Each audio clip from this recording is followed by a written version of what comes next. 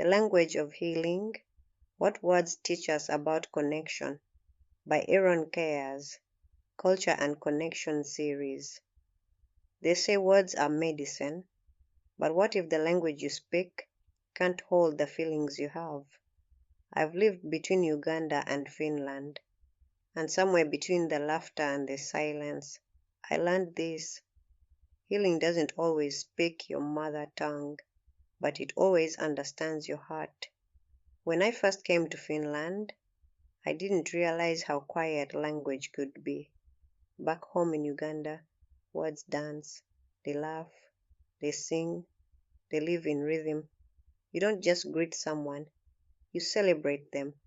Here, silence is sacred. People say less, but they mean more. At first, that silence felt like distance, but slowly I began to understand. Silence can also be kindness. It made me wonder, what does love sound like when words aren't shared? Can care exist without conversation?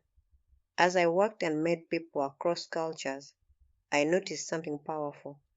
Words, or even tone, change the body. A harsh voice can tighten breathing. A warm one can steady a heartbeat. That's not poetry, that's biology. When your tone says you're safe, the body listens. And when it listens, it begins to heal. It made me ask myself, if our words can heal others, what are our words doing to us? There was a time I lost my voice, not physically, but inside. Between new languages, motherhood, and constant change, I found myself speaking less and feeling unseen. One night during a call home, my mother said something in Luganda I hadn't heard in months.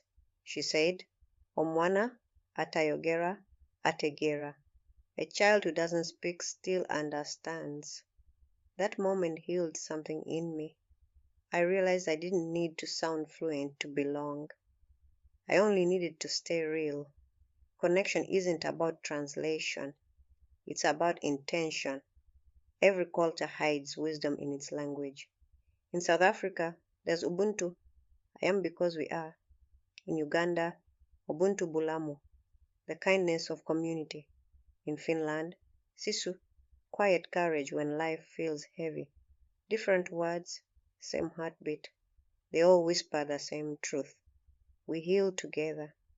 Maybe words weren't invented to divide us.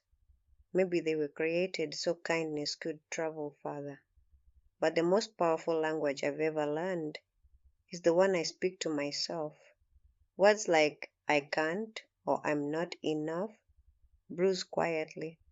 Words like I'm learning and I'm becoming build strength. When we change our inner language, we retrain the body to choose peace over panic. There are 3 ways I practice the language of healing. First, listen without fixing. Sometimes the most healing thing you can say is nothing. Second, speak to soothe, not to impress. Your tone is medicine. Choose it carefully. And third, translate love daily. Smile at strangers. Text someone, thinking of you. Share food, because love always speaks, even before words. One day at work, I sat beside someone who couldn't find words. We didn't share a language, yet peace found its way between us. That moment reminded me, language begins in the heart, not the mouth. I used to fear silence.